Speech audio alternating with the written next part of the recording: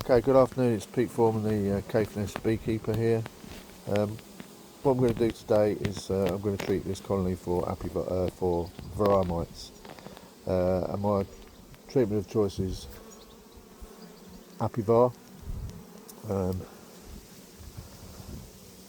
It's very simple to use, it's very effective, so that's what I treat this colony with. I will use something different on my double brood colonies, but on this brood and a half I'll use Apivar. So the first thing we need to do is make sure the queen is queen right. Now I've just seen the queen. She just dropped down into the lower box. So I know we're queen right, but if I see her again, then I'll show you.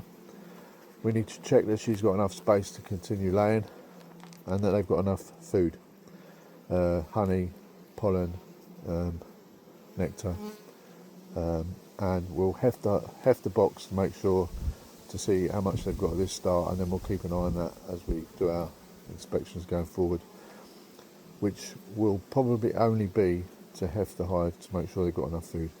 So I'm going to put you down, I'm going to go through this box, anything interesting I'll show you, but other than that I'll go through, and when I get to putting the Apivar strips in, I'll show you that. So these bees, they've got quite a lot of honey in this top box. This is a super, so they've got these 2 frames are full of capped honey. They've got some pollen, the next frame, then there's 4 or 5 frames of brood, and then the final 2 frames at this end. At this end they've got caps, they're all capped like this. So that's just the top box. So far so good. Now as you can see, this is a strong colony. Bees are covering all the frames. There is lots of brood to emerge, and where the brood has emerged, the queen is laying in the empty cells. They've got 2.5 frames of honey and nectar up here, and back here they've got 2 frames of honey, and they've got pollen, and then they've got brood all in the centre here that's capped and emerging. Lots of brood in all stages, so I'm quite happy with this colony. So what I'm going to do is I'm going to put the Apivar strips in. I didn't find the queen again down here, but there were lots of bees, so it's sometimes difficult to see her. She may have climbed back up into the top box, but yeah, I often find her up in the top, this queen, so she may have gone back up to the top, but she does go down the bottom, obviously, because there's lots of brood down there, and larvae and brood in all stages. So I'll put you down again, and I'll get these Apivar strips and show you what we do with those. Okay, so these are the Apivar strips. The way you use these is use 1 per 5 frames in your brood box. 1 per 5 frames. It says you don't, you're not to apply it with the honey supers on, so this is what you do once you've taken your honey supers off. You put these in 2 in the brood box. Now there is, as you probably know, there is a honey super that is going to go back on, but that one will not be for human consumption. I marked the super and the frames once I've treated it to say that, so that I know that those frames won't be used again for human consumption. So they'll only ever be used for feeding the bees. It's important that you make a note of the batch number and the lot number, as you need to put this on your medical sheets that you are supposed to keep, to show that you've applied a veterinary medicine to an animal. So that's that. So it comes in this foil wrapper. You just open the foil wrapper. This one's got 12 strips in, so enough to treat 6 hives, and they come as a 2-strip product. So this is how they come.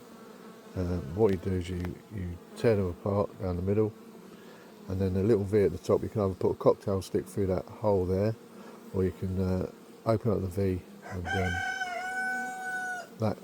you suspend that between the bars, and the little V will keep it in place. So I'll strip these in half and I'll show you me putting one in. So basically what you do is you fold over the V like this, the little V shape there, and then you slide it down in between your brood. Now don't push it down, don't force it down, just let it slowly fall down into the box there. So you're not squashing or rolling any bees. And just keep it rolling down until it gets to that position there. And then if you push that down,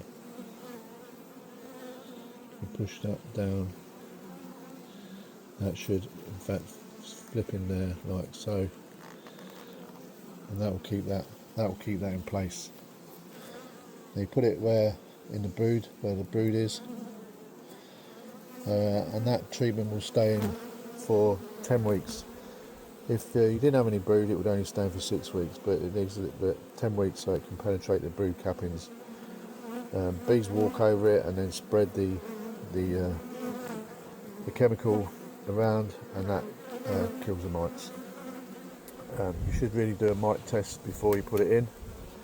I did a mite test last week, and there was 5 mites in my count, so they definitely need treating. And then you should do another one at the end of the treatment. Okay, so what I'll do, I'll put you down, I'll go and put the other one in. You put the other one in, so put this one in here, bees are quite in here, bees are quite interested in it.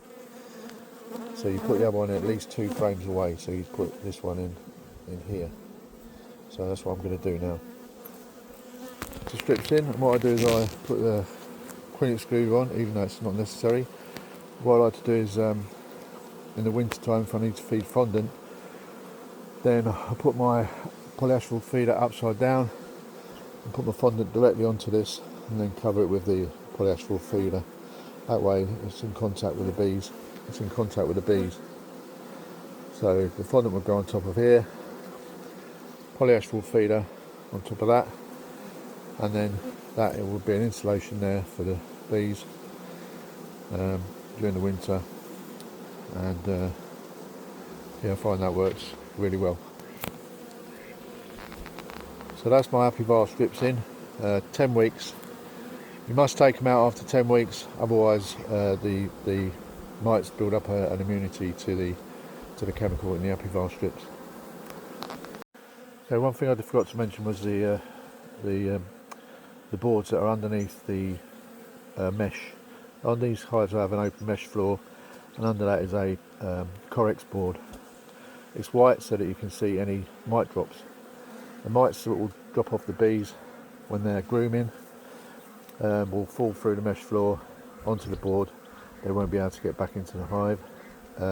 Any dead mites, they'll fall off and fall through the mesh and onto the board as well. So you can count on a 24-hour period how much mite fall you've got, and then there's a sum that you can do that works out how many mites you might have in your hive, whether it's time to treat or whether your treatment's working. So the board just slides, it's just a Corex board, it just slides back underneath the hive. Okay, and then you can just pull it out and have a look without disturbing the hive. So that's just one thing I thought I'd mention following on from the Varroa treatment.